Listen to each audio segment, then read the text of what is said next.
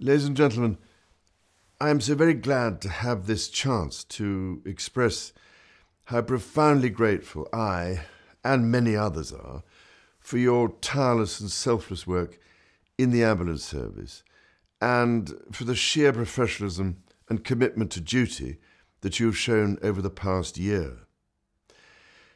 Every working day, you are, of course, used to dealing with life-threatening emergencies and doing so with a dedication to the welfare of others that is in the finest traditions of our National Health Service.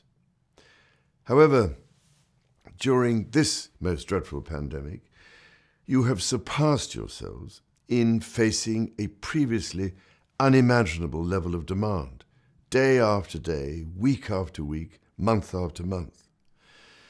The toll on your reserves of inner strength and endurance must, in consequence, often be almost unbearable. It has been truly inspiring, if I may say so, to hear so many stories of how the men and women of the ambulance service are always willing to go the extra mile, quite literally, in every emergency in order to save lives, to relieve pain and suffering, and to deliver your patients to expert care, while at the same time providing the human comfort that is so vital at such a time. Above all, we must never forget all the personal risks that you and your families also face in the course of your service to others.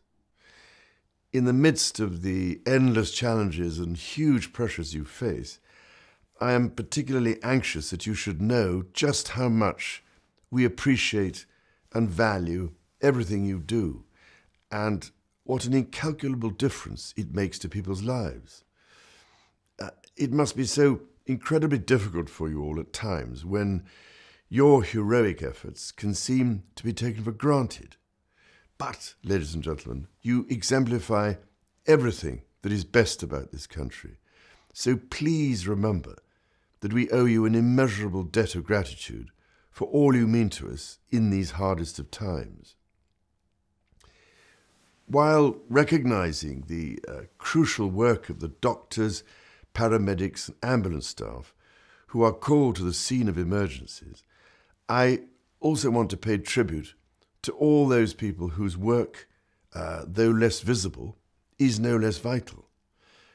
I'm thinking, for instance, of those of you who answer the countless emergency calls, often speaking to patients and carers in great distress.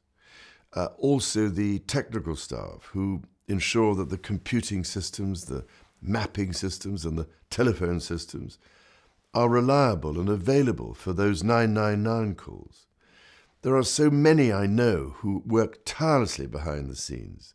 The rota staff making sure that the right people are always available, the stores and supply staff providing the right equipment, the fleet staff keeping the ambulances roadworthy, human resources and premises staff, not forgetting, of course, the army of volunteers who have stepped up in such a remarkable way over the past year to offer their time and commitment in every way possible.